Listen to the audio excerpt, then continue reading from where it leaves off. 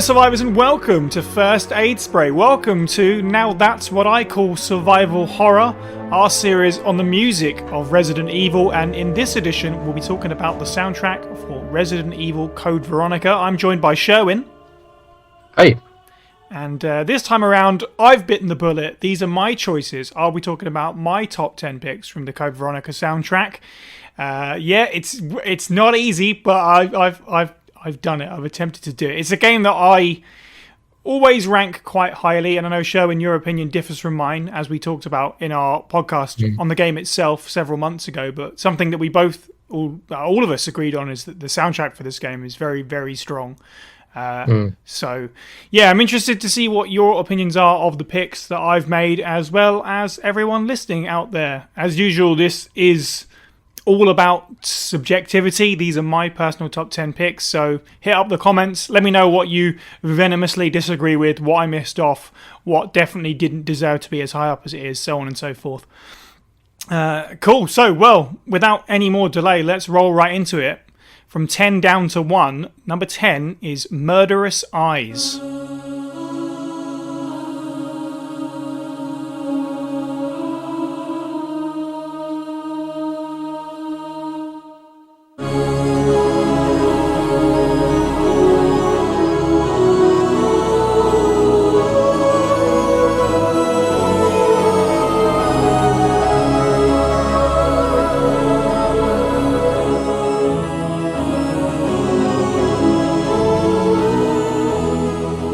So this is, it's not a cheat. I wouldn't call this a cheat. This is not like background music as you know it. This is a piece of music that plays in a cutscene, which is not something that has come up too much before. This is the scene where Alexia sort of reveals herself by walking down the big staircase. It's the very grand organ-led track. It's very much part of Code Veronica's European gothic aesthetic that it's going for. Musically, this is where it stands out perhaps more than anywhere else in the entire soundtrack, in fact. And it's a big moment for the game, obviously, because we've had all these twists and turns with Alfred, sort of reading about Alexia, wondering if she's real, discovering that it's actually Alfred, discovering that there is another Alexia. So it feels like a big moment. And Code Veronica has a lot of like big moment music, but this one isn't action-packed or particularly gratuitous. I feel like this is just under the line of not being too much. It's quite a somber melody. It's quite ethereal, which is obviously suitable for Alexia, who's mysterious and all-powerful. She's just come out of cryogenic sleep for the first time in 15 years. This is a bit headcanon, but for me, this music is pretty much what plays in Alfred's head when he thinks about Alexia. It's fealty, it's majesty, and of course it's probably going to come up a few times, but this is one of the tracks that uses the leitmotif of Code Veronica, the sort of lullaby music box theme that's going to crop up several times. So I guess in a way it's good to kick off the top 10 with one that features that prominent theme. I think I like the way that your headcanon is the same as Alfred's. So it's cool. I like this track. I think what's really interesting to me is how much it feels a lot like the intro to the final boss of Final Fantasy IX. I kept on expecting it to suddenly just kind of launch into that sort of pulsing bass line. Yes. They kind of threw into that and really sort of throw itself into that. But it's cool.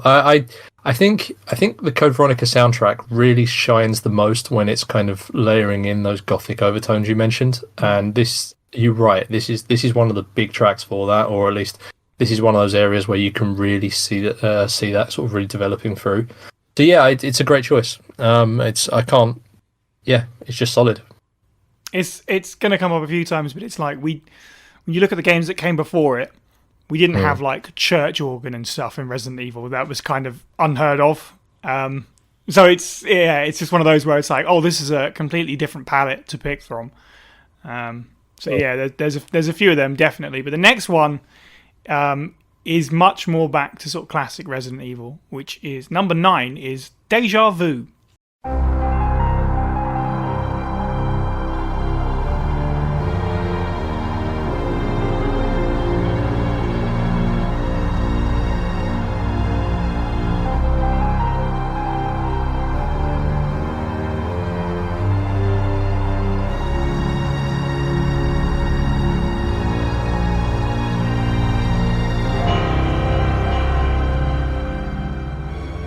rather appropriately titled track that accompanies the player arriving at what looks too much like the Spencer Mansion. Every time I hear this music, it makes me wish that I could play Code Veronica fresh again and get that feeling of stepping into, oh no, not this place again. And the music's very suitable, I think, for two reasons. For one thing, this moment of the game, I think, is about visual impact more than musical impact, because you recognize, if you've played the original game, you recognize this place, so you don't necessarily need to be overwhelmed by music. So it's a little bit understated, it's a little bit simpler than some of the other stuff on the soundtrack, but it does kind of draw a bit more from the past. It's very simple. It's really just three things going on. Your classic horror, long drawn out strings. You've got like a melody going on underneath on something like a cello. And then there's this piano that just kind of bounces around the higher notes mysteriously and then goes right down to the bottom for what might be the most threatening low keys I've ever heard in a piece of music. Just the way it just sort of like clangs off the piano. Yeah, there's not much to it, but it always stood out to me.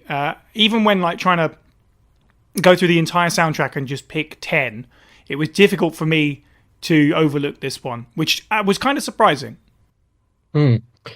I probably would have put this higher, to be honest. I really like the feel of this track. I think the part for me that really works, and I agree with everything you said, I think the part for me that really resonates with this is it has such a wonderful family feel with the rest of the Resident Evil soundtracks that have gone before.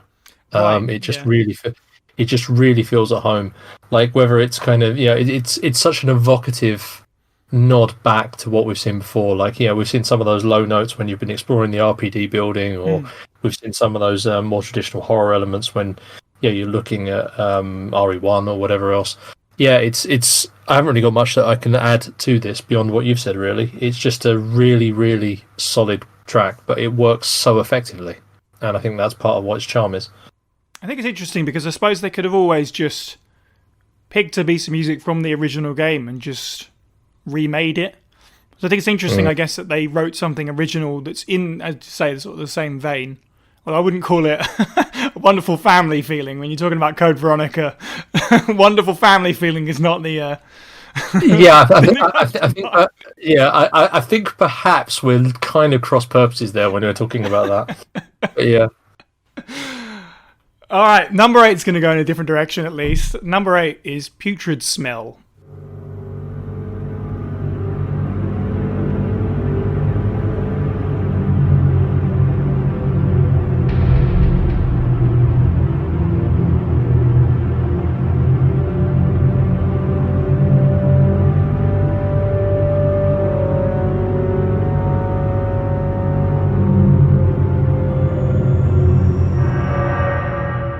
So this kind of reminds me of our conversation about stuff like Concrete Bound, the really dark atmosphere parts of Resident Evil. It's that turned up. It's dark, it's dirty, it's swirling and tense. It's got the sort of lurking percussion in the background somewhere that's been learned through other soundtracks, as we just said. RE2 had a lot of that kind of thing. Code Veronica's got a lot going on in it, which is sometimes some of the reasons why people don't like it. It's less of an understated game. It's quite big. It's quite action focused in places. Obviously, it's got its heroic moments. It's got sad moments. I don't think it's out of the older series of games of that era, if you like. I don't think it's the standout horror title. I think horror has less of a focus than some of the earlier games. Definitely not quite as tense. It's not quite as grim as something like Survivor with the kidnapped children files that you can read about and all the experiments.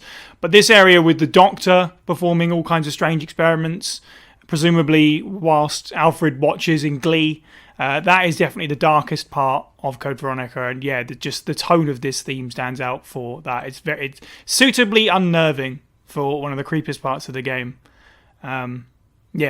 Yeah, agreed. And this is a sort of track that, weirdly, is definitely my jam when it comes to Resident Evils. I very much appreciate when we have tracks like this. But what I think is most interesting for me when I listen to this is it sounds so much like it sounds so much more of a nod forward in a weird way to what would evolve out of the Resident Evil remake and Resident Evil Zero.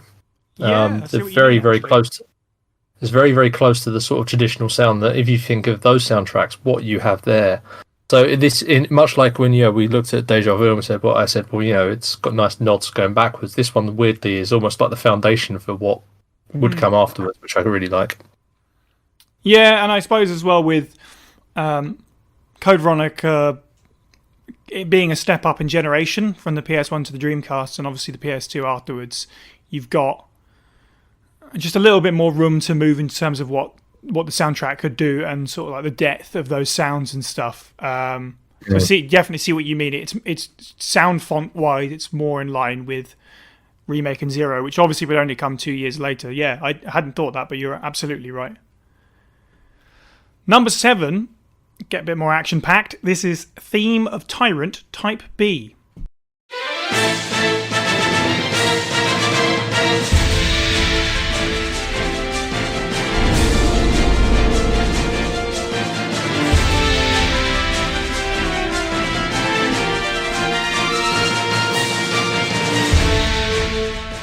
Yeah, Code Veronica's funny because there's so many sort of like tricks in its storytelling that no player should absolutely fall for, and so many people probably did. Like the moment where Alfred's identity is exposed and you're leaving the self-destructing island and you're fighting a tyrant. Kind of feels like this is probably the end of the game because you're fighting a tyrant, right? And you've reached the end of Alfred's story, but you're so far off. This is not even halfway, really. But this boss theme, it could have been a suitable final boss. It's definitely suitable for this crazy set piece of fighting a tyrant on a plane, which is still, when I say it, sounds ridiculous. And much in the way that Deja Vu kind of felt like a callback, this is kind of like a callback as well. We talked a little bit about sort of organ, and there's a few other instruments that are going to come up and sound ideas in Code Veronica that stand out more than anything else. Code Veronica soundtrack doesn't use a whole lot of brass, I noticed. Not as a sort of like leading thing. That was very much more RE2 and stuff like that. Which I don't know if it was done intentionally or not. I imagine possibly so. But this theme does have a lot of brass in it, which kind of feels like a reflection on what Claire has gone through previously with RE2. Considering she's facing off with the Tyrant again, if she arguably did or didn't do that in Raccoon City. And the whole thing's, super panicky, as it should be. It's a very confined, a dangerous situation. You've got this military snare roll underpinning the whole thing, which is just relentless. It very much feels like you have to kill this thing, or it's game over, literally. I think, it's really interesting, isn't it, how much a couple of, like we saw in some of the earlier Resident Evils, and ultimately let us not forget brass. Reliance upon brass is what led us to Clowns in a Basement. But you kind of find that element is very much more of an Eastern, almost even Japanese kind of approach to how you have some action scenes and how you have some sort of build-up of majesty and build-up of everything else. Whereas I think Code Veronica is interesting because it really does break from a lot of that. And sort of really go towards a much more European Gothic sound, like we mentioned. But outside of that, as just a random observation, one of the things I think that's most telling about this, I'm not a massive fan of this particular track because this is kind of the elements of Veronica that I'm not a big fan of sometimes. But what I think is really interesting is it's the military snare you mentioned. Like some of that stuff it goes to show just the level of thought and detail that has gone into what making this soundtrack and thinking about this game has been, that perhaps people might not necessarily notice the first time through when they're playing it. It's only when you actually listen to the track and you kind of pick these things up. If you think about the area of the game that you're escaping and what you're actually doing, even what you're actually on when you're actually looking at the plane, your surroundings and so on, it's really, really good for introducing that feel to what it's supposed to be there. But at the same time, like it just plays out very organically and very nicely. It doesn't feel unwelcome or feel forced upon you. It's just an underlying thing that's used to build the tension and create this sense of urgency, but at the same time is intensely flavorful, which I really, really like. That's so true, actually. I didn't even necessarily think of it that way, because this is the military training dummy Tyrant with no claws. He's built for military training, so yeah. There you go. I didn't even think of that, but you're totally right. Number 6 is, speaking of characterful, Pandora's Box.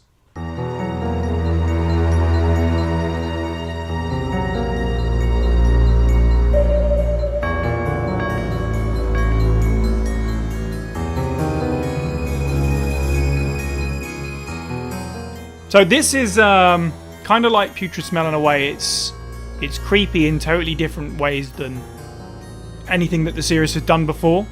It's kind of, I couldn't think of any other better way to describe it than it's kind of playful. It's got this harpsichord sort of instrument that's darting all the way around it, but it's very sinister.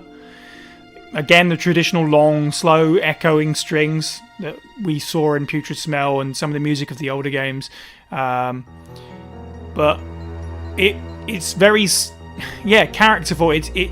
Where this music takes place is incredibly apt for what's going on in the song. Again, the secret attic room that sort of connects the Ashford bedrooms. It's got all the toys in it. It's got the big sort of carousel thing. It makes you wonder if these kids were ever really sort of normal, innocent kids. You know, we know they've been feeding dragonflies to ants since they were quite young, so that's slightly disconcerting to begin with. But of course, there's continually this sort of insinuation of a relationship more than brother and sister, and this room is a big part of that, sort of like this secret room that connects where they sleep. It's very odd. And the music sort of reflects all of that somehow, the sort of strangeness, the sinisterness, the playfulness. And it's got these bell chimes in it as well, which I think are just a great effect for setting the location as well, as you just sort of mentioned with the military base. They just remind you that you're at the top of this big, large Gothic building, this big stone tower, sort of cut off from the rest of the world. I think, I definitely agree. This is definitely a fun track.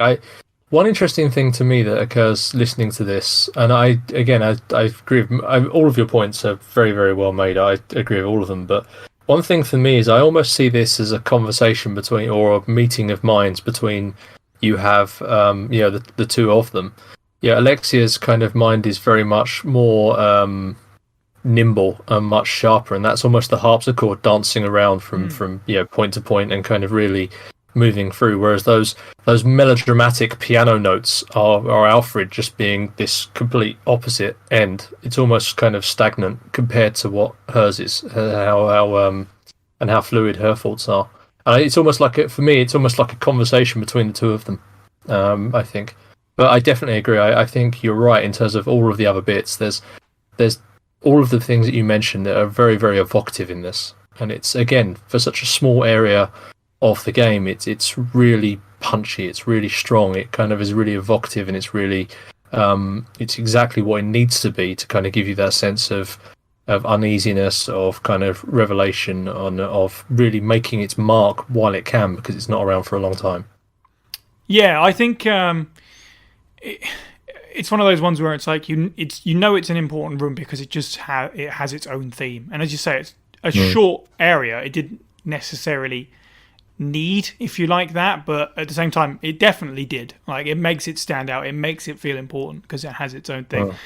And again, it's just another example why I love doing these, because I've sort of tried to slave over these notes, trying to make sense of my sort of feelings on these tracks. And then you come up with something like, the sort of musical conversation, which makes me now have to go back and listen to it again and be like, oh, damn, you're right. All right, number 5 is A Moment of Relief.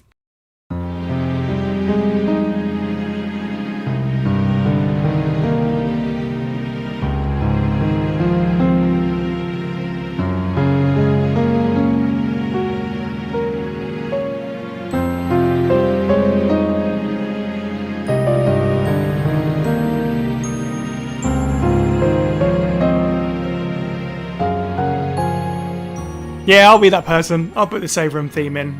I know not everyone on the team is as willing to do it, but as I said earlier, with the steps that soundtracks were making in video games at the time, it's not a big leap away, but it is deeper and warmer than the save themes you had before. In fact, it pretty much has no tension to it, which I think is quite interesting. After RE2 and RE3, their save room themes are a little bit threatening in the background, which obviously was kind of the brilliance of them, especially RE3's, I think. But this Code Veronica doesn't have it. It's a bit more inviting and a bit more relaxing as a save theme. Personally, I think Code Veronica is a bit more of a challenging game, because maybe that's just because it's longer and there are a few points where the game can really sort of like screw over your own run if you don't know what you're doing. So getting to a save room and actually getting a moment to take a moment of relief feels nice. One sort of theory I would have for this save room being less threatening than the others is kind of the location of the game. RE1, big, scary, spooky house where something has happened but you don't know what, and there's monsters roaming around. RE2 and 3, you're in the destroyed city. There are things out there looking to get you. It's just a post-apocalyptic mess. Code Veronica, the setting is still lived in and still sort of maintained by at least one person. So that is perhaps why it feels kind of plush and lavish, and it makes me think of reds and golds and that save room in the palace specifically. It's still an area that's not completely in disarray, so perhaps it should feel a little bit more inviting. Yeah, for me, I appreciate what you're doing with the save theme. I'm not sure about the glorious pun in the middle there, but no, in terms of.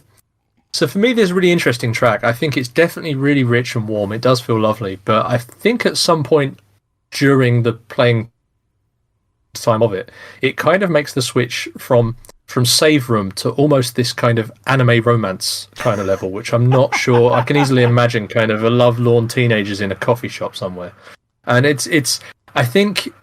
I think for me that kind of breaks it a little bit away from some of the others, but it's also interesting because when you're talking about, obviously, Alfred is still here and everything else, he is that lovelorn anime teenager. Yeah, so perhaps true. At that point it really kind of fits. Like, he's built it up in that way. So there you are. So again, not really kind of breaking the theme, and it's not exactly the most egregious kind of use of it. So it's quite fun. It's not awful by any stretch of the imagination. It's certainly one of the stronger themes from the opening, at least. I know it's kind of it's one of the save room themes that a lot of people will absolutely love it and will swear that it's one of the best, and some people just not interested. Well, speaking of not interested, I have to take some sort of like egregious action against all these comparisons you're making between me and Alfred so far. That's that's two so far. I'm not making any of them. You are. That's the problem. I'm just telling you my opinion, and you're the person going, "Oh my god, that's me." Yeah, I'll leave you with that. Oh dear. Okay, number 4 is a big one. Number 4 is the suspended doll.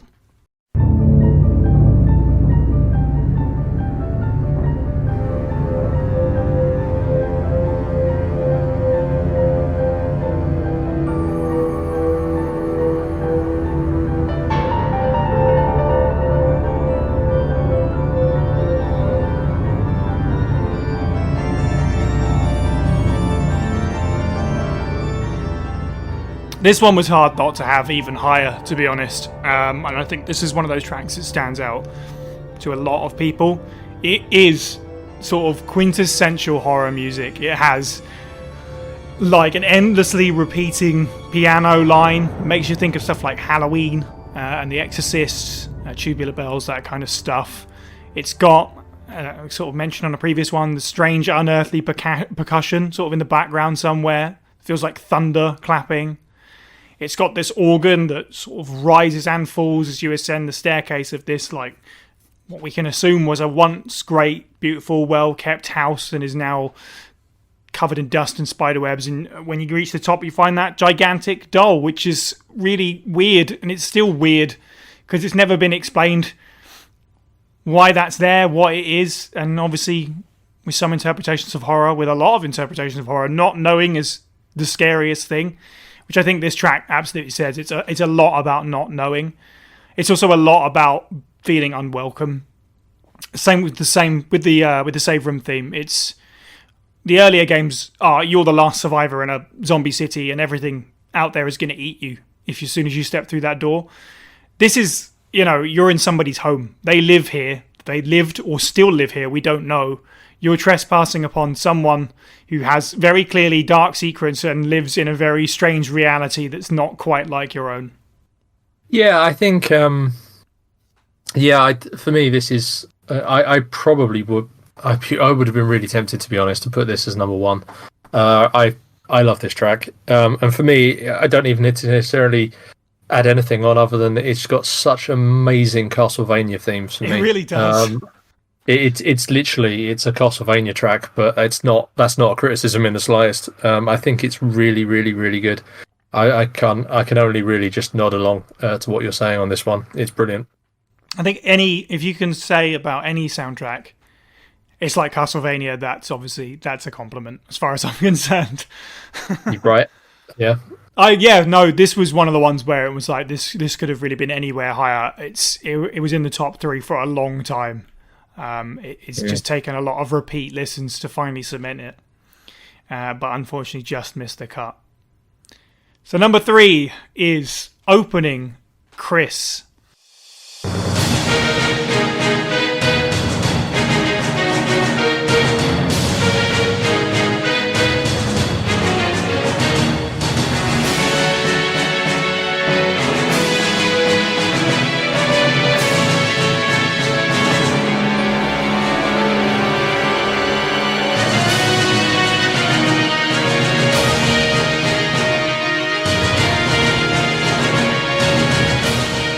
Something upbeat, at least something different. And I think I don't know if this will be like the surprise pick, I think perhaps. But the more I listen to this, I just fell in love with it more and more, like in isolation as well as where it takes place. This is Chris's theme music as far as I'm concerned. It should have been from this point onwards. It should always come back. Just when everything seems lost in the game, Claire's been taken out, we suddenly swap over to one of the best cutscenes in Code Veronica as Chris literally climbs the side of a cliff to save his sister. I always I dislike that Chris is on the front cover of Code Veronica. I wish that his entrance in this game was a surprise. I feel like that's the way it should have always been. At the halfway point, you feel everything's lost and Chris steps in and you get to go, yes, out loud. You do your Daniel Bryan when you hear this music because it's so triumphant. And it feels like the coming out party for the Chris that would go on to be the forefront of the series from this point onwards, really, because we talked about RE1 Chris before, and he's kind of a dope. He's kind of a bit goofy. He's not really that heroic. From Code Veronica onwards is really when he sort of starts cutting his teeth in terms of that personality. And most importantly, the sort of second half of what is essentially, I think it's 48 seconds, references the opening theme from the beginning of the game, which is going to come up again, which is actually quite important. But more than anything, it tells you that, and this is a very dated reference, it's time to take the tape out and swap it over and put it back in for side B, because you aren't done, you're halfway there. It's time for the other half of the story. So it's a cool mirror to have sort of that melody at the beginning and the halfway point. I mean, a special mention that you've got your own jab back now. I now feel appropriately old in the sense of take the tape out and put in type B. Realistically, I can remember doing that all too easily, so that's probably a dad. The instrumentals are on the other side, isn't it? How it works? Yeah, exactly. Yeah, the B-sides. Yeah. So no, do you know, this feels to me, it feels very much like it's very of its time. I can easily imagine this in generic Hollywood action movie at Absolutely. this point. Like, you know, it definitely fits. I mean, it works exactly for that reason. And it fits in. I don't know. Personally, for me, I would have perhaps liked, and I think this is also an impossible goal, I will say, for it to have a bit more of a nod to RE1, because if my memory serves, that would have been the previous time you would have seen Chris. Yes. Yeah. And I mean, outside of, you know, maybe a sort of special mode on certain versions of RE2, but yeah, I would have liked a little bit more of a nod to sort of some sort of music notes or some sort of build from RE1. But at the same time, I don't know how feasible that would be because RE1 isn't that kind of soundtrack. So right. So yeah, it's definitely fits. It fits the scene. It's solid. I don't know. I would have put it ahead of Old Dollface, but it's still pretty good. That's their name now. Yeah, no, I can see where you're coming from. Definitely. I don't know how you do that. What piece of music you could maybe take and sort of put it in a major key, and if you might not even notice by the time you've done that it is a reference. Right. Yeah, I agreed. The only thing that maybe you could do somehow is reference the I don't even know what the name of the music is, but the thing that plays with basically like the casting call at the beginning of RE1, the Chris Redfield cheesy bass line. I can't help but feel if literally it suddenly cut to that and it's like Chris Redfield. Like that would have been it's almost like you've just selected your character in some sort of fighting game. Yeah. Just suddenly appears. A new challenger appears. It's Chris Redfield. Methinks that might take the wind out of the sail of this game if you went a slightly different direction all of a sudden. Yeah, so it's some sort of thing. And yeah, they wouldn't be Australian smoking either, so definitely can't do that. There we are. So number 2 is the theme of Alexia, Type B.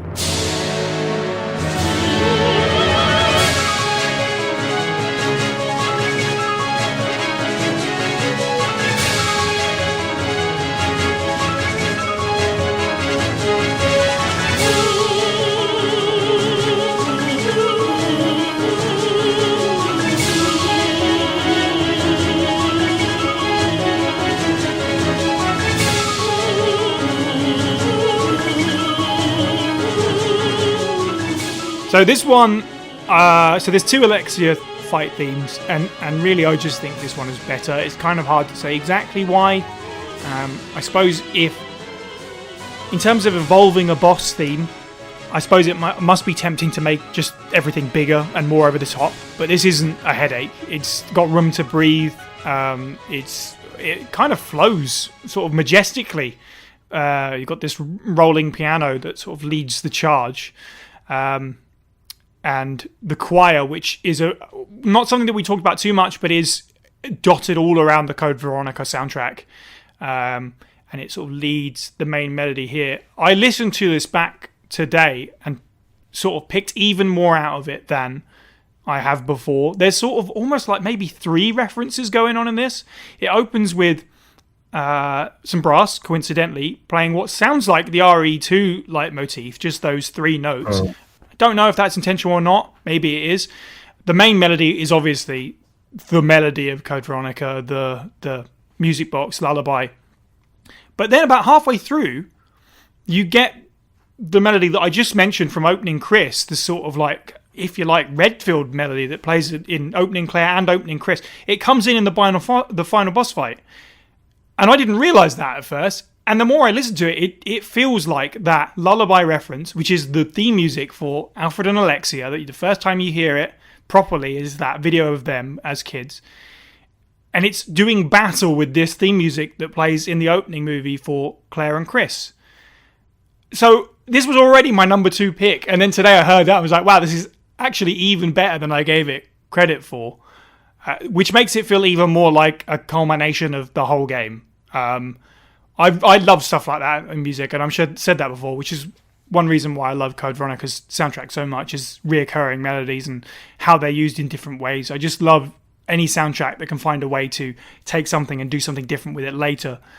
Even if you only realise it subconsciously or apparently 20 years later in this case.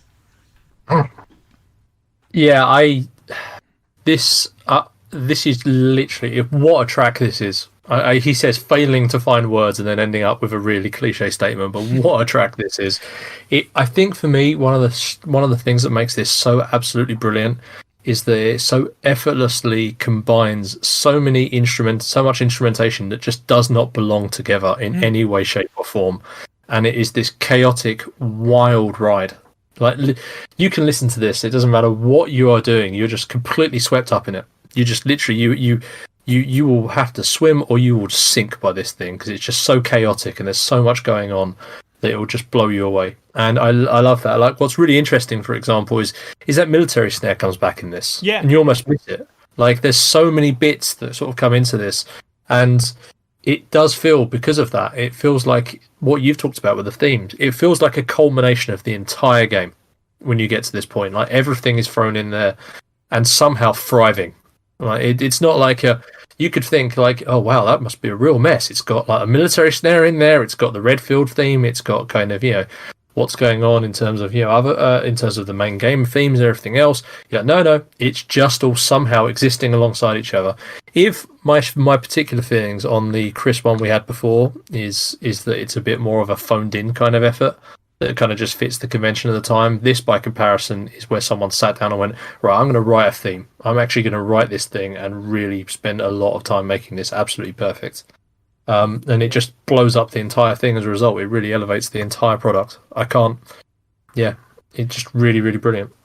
It is a testament to the composer or composing team on this game that they managed to pull it off. Because as I say, it doesn't feel over the top, but as you say, it's complete chaos at the same time. Like, it could have been a headache, but it's just it's a stroke of genius. And in a strange way, it kind of reminds me of your big classic sort of like, I was gonna say prog rock, but like classical music does it anyway. Either way, but like a big overture. It has all when stuff starts with an overture, it's telling you all the themes that are going to occur. This is kind of like the reverse of that. It makes me wonder if they wrote this first and then sort of reused all those themes later, or if it really was, right, we've done the soundtrack, how do we end this thing? It's quite a task. But yeah, they absolutely pulled it off, as evidenced by the number 2 slot. And it was always right up there, to be honest. All right, so the number 1 goes to The Palace of the Insane.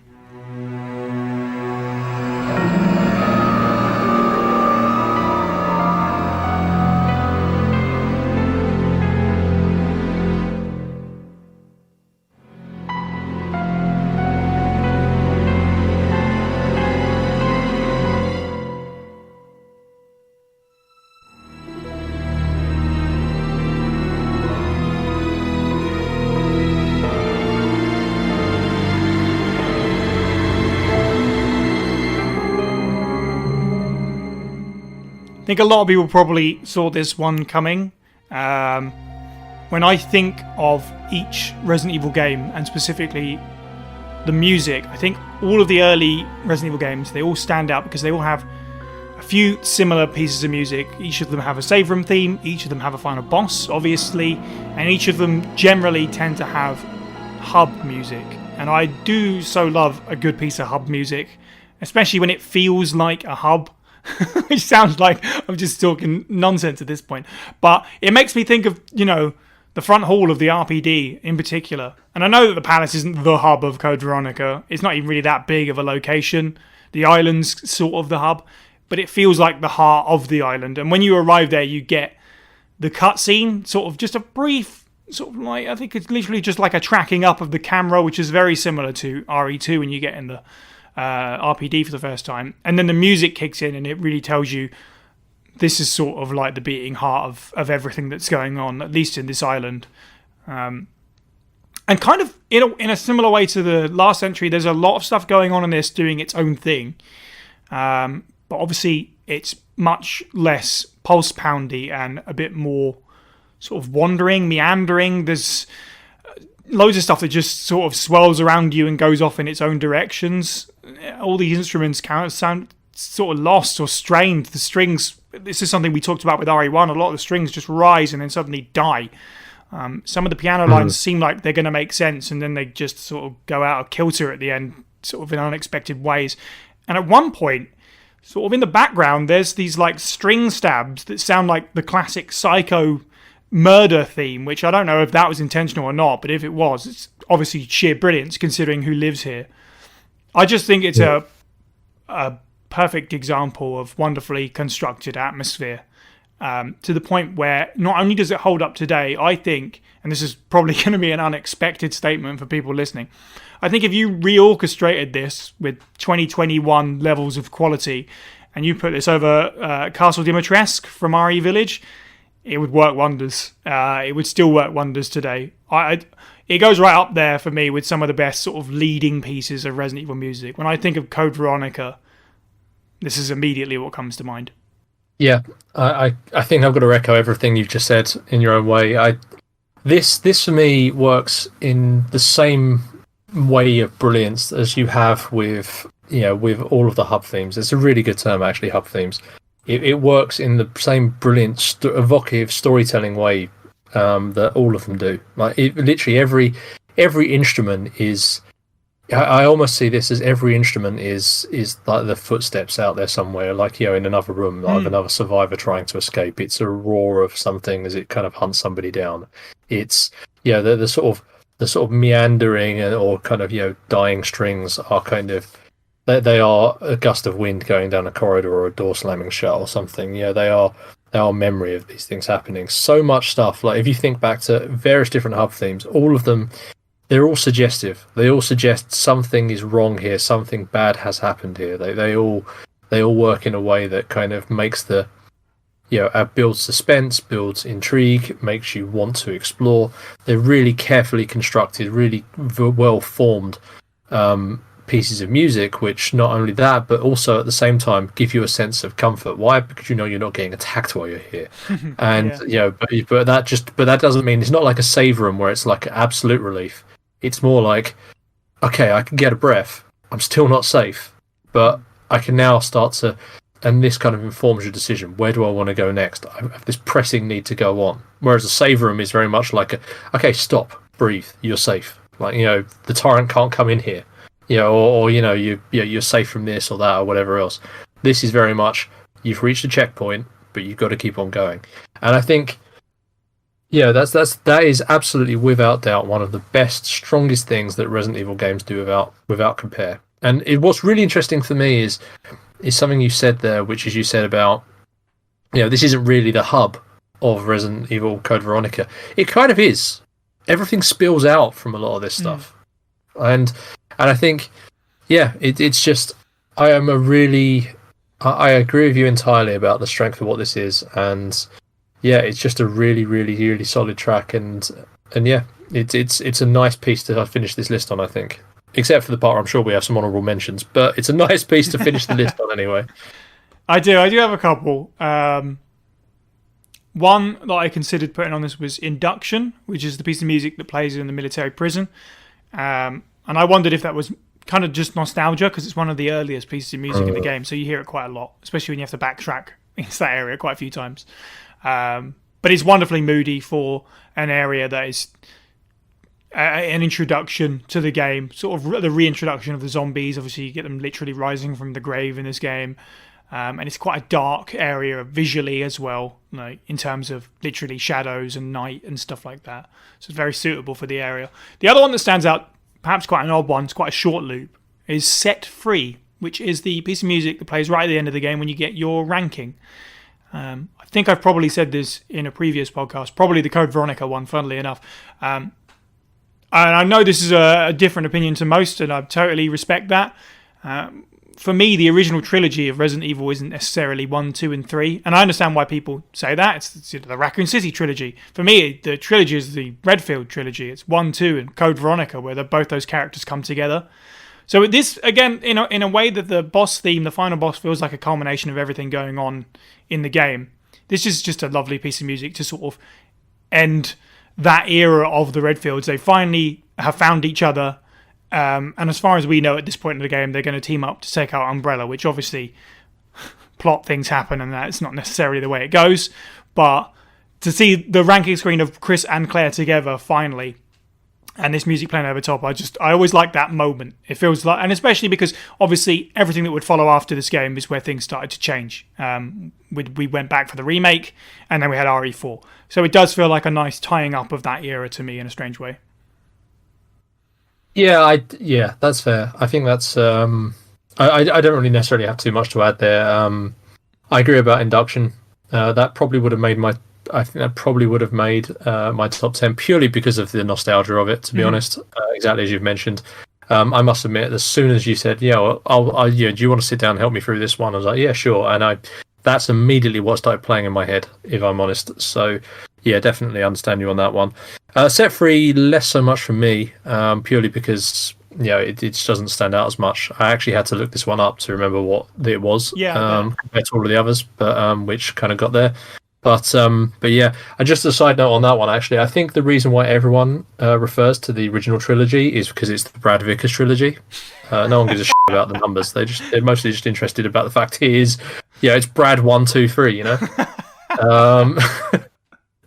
No, I think for me the one that's actually really interesting that didn't make it on here is the Nosferatu track. It was again one of those ones that was just really, really close, really close. Yeah. Do you know what's so interesting? Because that for me, that might even have that probably would have got into the top 3 for me. Wow. I really, really, there's something about that track which just hits all the right spots, and But all the time I've ever played the game, I remember I played like Code Veronica like once, I think, around my friend's house. I literally completed it in one evening. We came back from the pub. This is a long, long while ago. And pretty much he passed out drunk. I just sat there, crashed at his house playing Code Veronica until the early hours of the morning. And yeah, I remember like for months afterwards, I could hear that track in my head. It really resonated with me. And I don't know, I honestly can't tell you whether it's because I died a bunch of times or whether I just found myself playing that for a particularly long time, or there's just something about that really sort of caught me. But that for me is the track, and that's a very personal, subjective thing, obviously. But yeah, otherwise, I think it's a pretty solid list. I don't necessarily disagree with most of the stuff on here, if anything. Maybe not Chris, but otherwise, in terms of Nosferatu, to be fair, it's one of those things where with video game music, if someone says the title or something like that of a theme, it doesn't always necessarily spring to mind. It's not like an actual album produced by a band or an artist where you can flip over the CD or the whatever you've got and look at the track names. But when you say Nosferatu theme, myself, and I'm sure everybody listening to this, immediately it pops in their head. So yeah, it is one of those pieces of music. It was dangerously close to being on here, to be honest. Who knows, if I had another week, maybe my entire list would be different and it would have cropped up on there. But thank you for joining me, Sherwin. Everyone in the comments, hit them up. Let me know what you liked and didn't like about this list. Where would you place these tracks, or not at all? In fact, what would you have swapped in and out? As always, it's objective, but we do want to hear your opinions. Let us know what other games you want to cover in the series in this format as well, and let us know where the Code Veronica soundtrack ranks for you, because personally I think it is one of the strongest ones, and I know that's a pretty popular opinion as well. Other than that, make sure you subscribe for more content, and if you support us on Patreon, you can get episodes of Now That's What I Call Survival Horror a month early. Thanks everyone, and have a good week.